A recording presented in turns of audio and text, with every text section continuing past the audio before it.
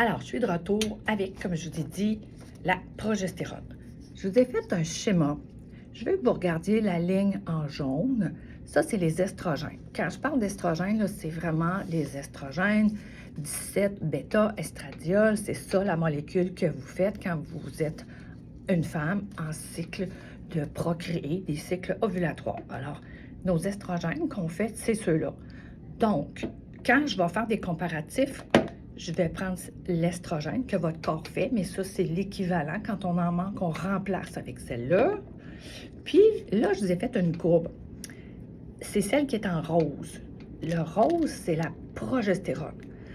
En début de cycle, votre progestérone est assez élevée. C'est grosso modo. C'est très simplifié. C'est pas tout à fait comme ça dans la littérature scientifique, mais c'est pour vous donner une image. Donc, après l'ovulation, la progestérone, elle drop solide. Alors là, on a vraiment une baisse de progestérone et c'est ça notre SPM. C'est là quand on a un déficit de progestérone, quand elle est trop basse, c'est là qu'on ne se sent pas bien. On fait de la rétention d'eau, on a une mauvaise humeur, on a l'humeur instable, on ne dort pas bien, on prend du poids, c'est la catastrophe. Alors le SPM que vous avez ici, là, je vais vous expliquer qu'est-ce qui arrive à la préménopause. À la préménopause, je quitte mon tableau. Des fois, les patientes elles me disent « Docteur Gingras, c'est quoi la ménopause? La préménopause, pardon. » La préménopause, c'est pas moins simple, je l'explique comme ça. Vous avez vos deux hormones féminines qui dansent un tango toute votre vie, jusqu'à temps que vous arrêtiez de faire une des deux hormones. Donc, vous êtes en phase d'avoir des enfants, vous ovulez, les deux ont un tango. C'est quoi la préménopause? C'est le jour où la progestérone elle chute. Alors, on est vraiment en bas. Elle reste normale. Vous avez votre cycle ovulatoire, mais elle est à plat. Alors, c'est un peu ça, la préménopause. C'est le moment où vous avez un crash de progestérone.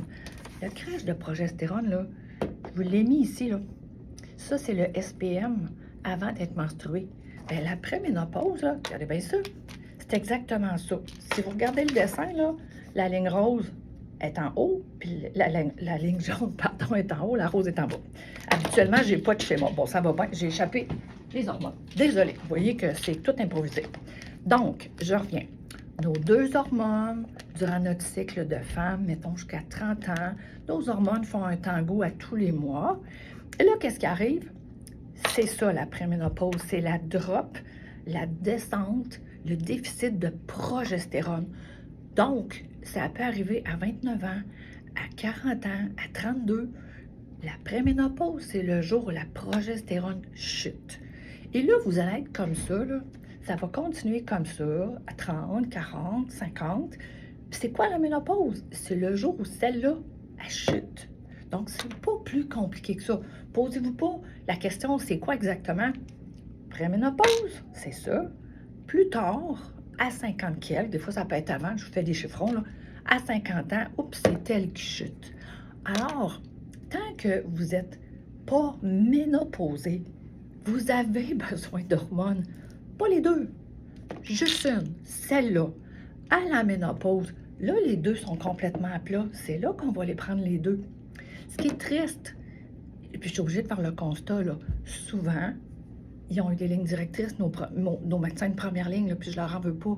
Mais en préménopause, souvent, ce qu'ils vont nous proposer à vous, bien, ça va être de prendre un antidépresseur parce que vous n'êtes pas bien, vous ne vous reconnaissez pas. Souvent, les patients disent « Je ne suis pas déprimée, je ne me reconnais pas, j'ai perdu mes repères, je ne vais pas bien. » Et c'est ça qui fait que on devrait vous donner de la progestérone, mais c'est pas ça qui se passe, malheureusement. On va essayer de faire changer les choses. Il y en a qui le font, puis je pense que c'est juste une question d'éducation puis de communication. Donc, je vous le répète, je vous appelle mes cocottes, là. Donc, mes belles cocottes, si ça fait pas 12 mois que vous n'avez pas de menstruation, là, que vous n'êtes pas encore ménopausée, on peut faire quelque chose. Puis c'est pas nécessairement ce qu'on vous propose. Un antidépresseur, de prendre un contraceptif, de recommencer la pilule, ou bien d'avoir un stérilet. Mais souvent, vous dites, c'est parce que mon conjoint est vasectomisé, j'ai pas besoin de contraception. C'est un peu ça l'enjeu. Alors, il y a des docteurs avec une paire de lunettes, puis il y a des docteurs avec une autre paire de lunettes. Donc, Je veux que vous compreniez que le déficit, là, il est vraiment comme ça. J'ai quelque chose de super intéressant. Moi, je demande à mes patientes, mes cocottes puis tout. Ben, je vois des hommes aussi, mais j'en vois moins. Je leur demande, quand vous étiez enceinte, c'était-tu un bon ou un mauvais moment? Je vous explique. Moi, j'ai eu une grossesse, j'aurais voulu être enceinte à toute ma vie. Pourquoi? Parce que quand on est comme ça, je vous l'ai dit tantôt, les estrogènes sont plus hautes, puis elle est plus basse, ça va pas bien. On est en SPM. Quand on est comme ça, c'est pas pire.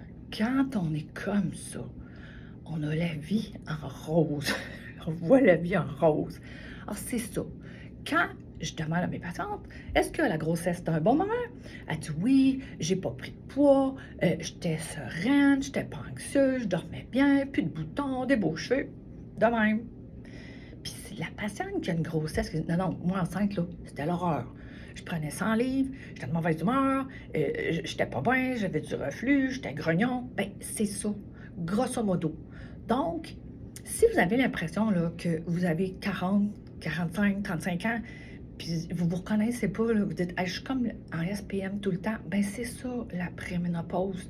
Donc, ce qu'on doit faire, puis la préménopause, la chute de progestérone, là, elle peut arriver là, même dans la vingtaine.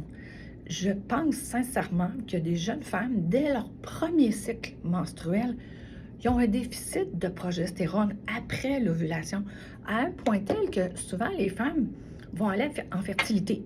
Puis on s'aperçoit qu'il manque de progestérone. Alors qu'est-ce qu'on fait pour que ces femmes-là puissent avoir un petit bébé? Bon, ben, bien compliqué. On leur fait mettre dans le vagin 5 ovules de progestérone dans le vagin tous les soirs jusqu'à temps qu'il y ait un test de grossesse positif.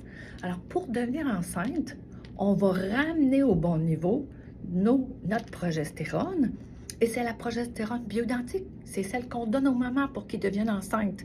Et quand on arrive à la préménopause et qu'elle chute, bien, c'est elle qu'il faut remonter. Et les patients qui viennent me voir, des fois, ils disent « Ah, c'est bien drôle. J'ai eu ça quand j'étais en fertilité. » Sauf que là, on peut les prendre par la bouche au lieu de les mettre dans le vagin, puis on n'en aura pas 5. On comprend bien. Alors, j'espère que j'ai été quand même assez claire pour ça. C'était mon petit topo sur la progestérone. On va revenir à une autre vidéo parce que la progestérone, juste elle, il y a plein de façons de l'administrer. Puis, je vais vous revenir là-dessus. Merci!